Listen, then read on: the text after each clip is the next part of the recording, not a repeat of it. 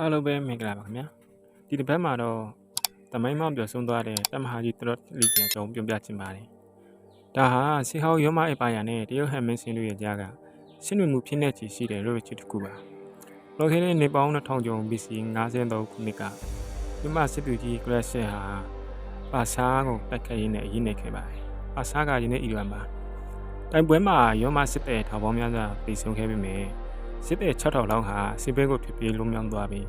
တမိုင်းစာမျက်နှာပေါ်ကနေအစအနပြောက်ပျောက်ဆုံးသွားခဲ့ရပါတယ်။အဲ့ဒီနောက်18နှစ်အကြာမှာ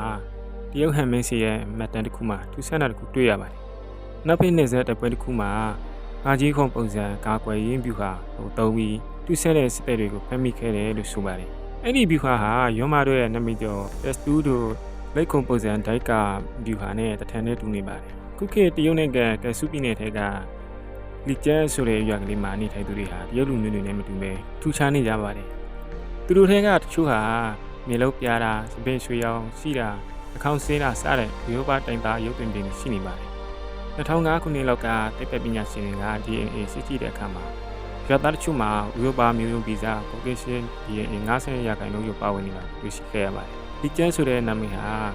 စစ်ကေတရုတ်တွေကရောမကိုပေါ်ဆိုတဲ့အမည်ဖြစ်နေပါတယ်။မိုက်ပညာရှင်တွေအတူများများကတော့အာရှတိုက်ပွဲကနေလွတ်မြောက်လာတဲ့ရမစစ်တဲ့တွေဟာအလဲအာရှကိုဖြတ်ပြီးတရုတ်ပြည်ထိရောက်သွားခဲ့တဲ့အဲ့ဒီမှာအခြေချပြီးဒေသခံတွေနဲ့အိမ်ထောင်ကြကဒီမျိုးရိုးတွေကြရိတ်ခဲတာလို့ယူဆကြပါတယ်။ဒါဟာကမ္ဘာအရာကြီးအပါယာနှစ်ခုဖြစ်တဲ့ရမနဲ့တရုတ်တို့ရဲ့တိတ်ဆိတ်ထိတွေ့ခဲ့ကြတဲ့သမိုင်းကြောင်းတစ်ခုပါခင်ဗျာ။